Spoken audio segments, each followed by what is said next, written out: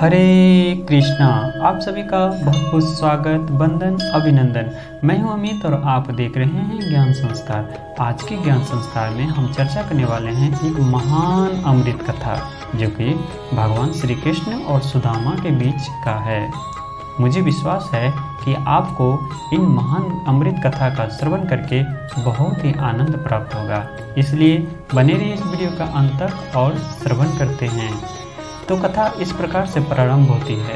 एक दिन भगवान श्री कृष्ण सुदामा जी के साथ वन संचार के लिए वन जाते हैं और वन में काफ़ी दूर जाने के बाद उन्होंने रास्ता भटक जाते हैं, यानी भूल जाते हैं।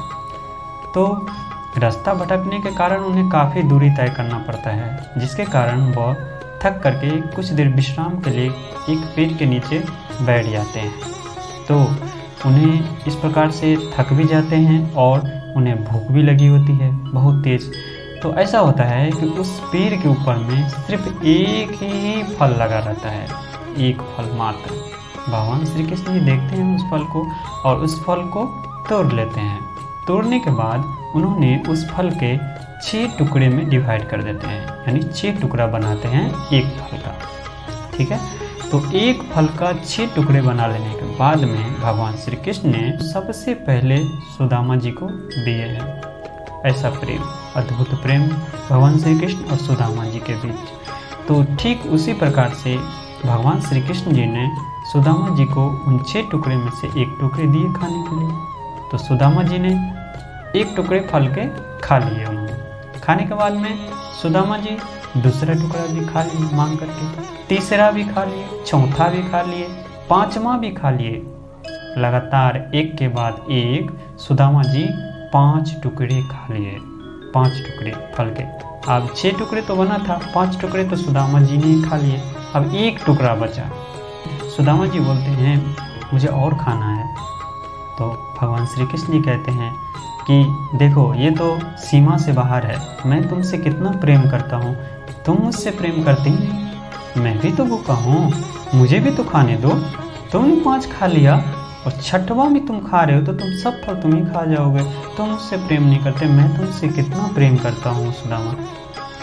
तो भगवान से काफ़ी जिद करने के बाद भी सुदामा जी जिद किए, लास्ट तक, अंत तक सुदामा जी जिद किए उस 6वां टुकड़े के लिए। लेकिन भगवान जी ने, श्री कृष्ण जी ने नहीं दिए और वो 6वां टुकड़ा स्वयं अपने मुंह में रख लेते हैं।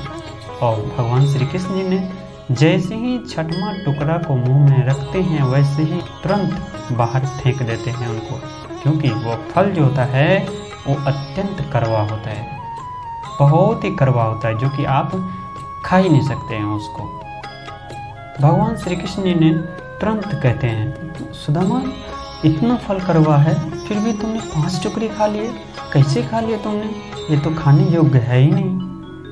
तब सुदामा जी ने कहते हैं कि जिन हाथों से हमने सदा मीठे फल खाते आ रहे हैं, आज मुझे उन्हीं हाथों से एक कड़वा फल मिला है। मैं इस कड़वा फल का कैसे मैं शिकायत करूं? इसलिए तो मैंने सारा फल खा रहा था, ताकि आपको पता ही न चले कि यह कड़वा है। ऐसा प्रेम, अद्भुत प्रेम भगवान श्री कृष्ण और सुदामा जी के बीच। भगवान श्री कृष्ण जी बहुत ही प्रसन्न हो जाते हैं ऐसा अनन्य प्रेम देकर के सुदामा जी के। यानी भगवान को कड़वा फल मुंह में ना जाए, उन्हें इस फल का स्वाद ना समझ में आए, इसलिए सुदामा जी सारे फल एक के बाद एक खाते जा रहे थे। ऐसा प्रेम, इसलिए भगवान श्री कृष्ण और सुदामा जी का प्रेम आज तक कभी न हुआ है, न होगा। ऐसा प्रेम, अद्भुत प्रेम। तो आपको यह कथा सुनने में कैसा लगा कमेंट करके ज़रूर बताएं। भक्ति का प्रचार करें। हरे कृष्णा।